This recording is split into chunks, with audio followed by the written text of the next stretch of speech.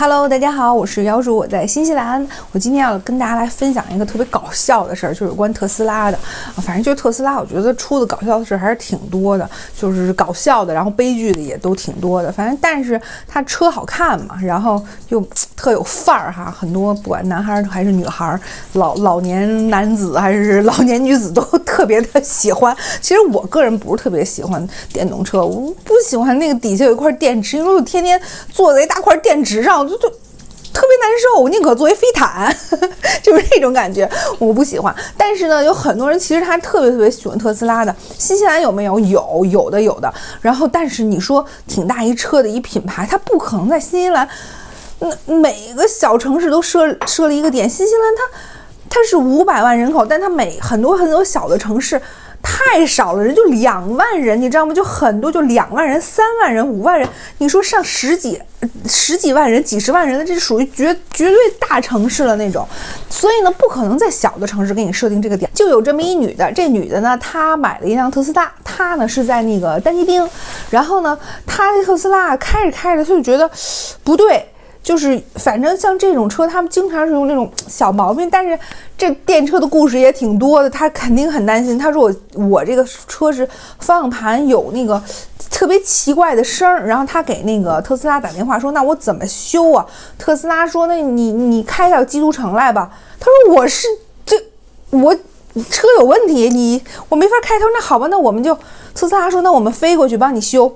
结果特斯拉挺逗，这员工就应该是从基督城吧，坐飞机飞过去了，然后呢就飞到基督城。不是你们特斯拉公司不配一特斯拉，你开过去不行吗？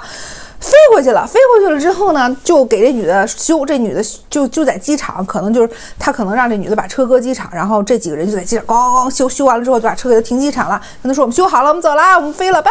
然后后来那女的一来取车，一看你没修好，这方向盘还是有异声啊，就是很奇怪的声音，不敢开呀。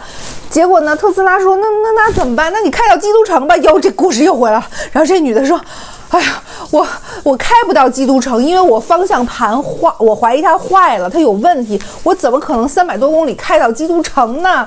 然后呢，他说你应该把这个特斯拉呀，就是你们开辆车给它运到你们基督城去修完了，你们再给它拉回来不就完了吗？然后但是特斯拉就是说不行，我们已经第一个呢，我们已经飞过去一次了，第二我们不是这么修车法，那你们怎么修呢？关键是没有给任何的结果。那这个时候呢，大学正好是Otago大学出现了，Otago大学说这真是这么大一品牌搞不定这种事儿，像你们这种大品牌就应该在我们这种Otago大学里面设一个点儿，这个点儿呢就是又供你们维修又供你们研究。我们这个大学里面就有非常什么高端的这种前沿的这种修车的。估计是专业啊，或者说这种专业人员，就给他们提出了这么一个解决方案。但是这个故事最后还没有结局，就不知道最后这个女的这车方向盘有问题了，现在应该怎么修？我觉得这女的也是挺好说话的。这要搁我的话，我觉得我早跟他们打起来，修也得修，不修也得修。